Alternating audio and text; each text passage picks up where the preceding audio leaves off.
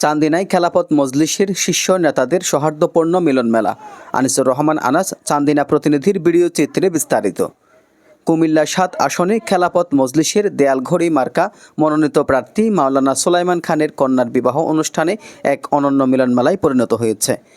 অনুষ্ঠানে উপস্থিত ছিলেন খেলাফত মজলিসের নায়েবে আমির মাওলানা আহমদ আলী কাশেমি, যুগ্ম মহাসচিব মোহাম্মদ মুনতাসির আলী ও অধ্যাপক আব্দুল জলিল, বিশিষ্ট মিডিয়া ব্যক্তিত্ব মাওলানা রুহুল আমিন সাদি সহ সাংগঠনিক সম্পাদক মাওলানা আব্দুল হক আমিনী, কেন্দ্রীয় নির্বাহী সদস্য মাওলানা নুরুল আমিন ভূঁইয়া।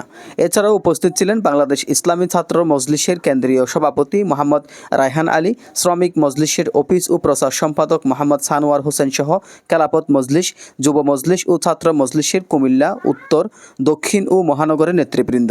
অনুষ্ঠানে চান্দিনা উপজেলা বিএনপি, এলডিপি, বাংলাদেশ জামায়াতে ইসলামী, ইসলামী আন্দোলন বাংলাদেশ এর প্রতিনিধি, আলোর বাংলাদেশ সাংবাদিক ও চান্দিনা প্রেস ক্লাবের সাংবাদিকবৃন্দ সহ স্থানীয় বিভিন্ন সংগঠনের নেতারাও উপস্থিত ছিলেন। মাওলানা সুলাইমান খানের নবদম্পতির হাতে খেলাফত মজলিসের কেন্দ্রীয় শীর্ষ নেতৃবৃন্দ সম্মাননা স্মারক তুলে দেন। এ সময় নবদম্পতির জন্য দোয়া করা হয় এবং উপস্থিত নেতাকর্মীরা সৌহার্দ্যপূর্ণ শুভেচ্ছা বিনিময় করেন। রাজনৈতিক দায়িত্বের ব্যস্ততার মাঝেও দলীয় নেতাকর্মীদের এই আন্তরিক উপস্থিতি পারস্পরিক সম্পর্ক ও ভ্রাতৃত্বের বন্ধনকে আরও দৃঢ় করে তোলে। এজান নিজামুদ্দিন, ডেস্ক রিপোর্ট।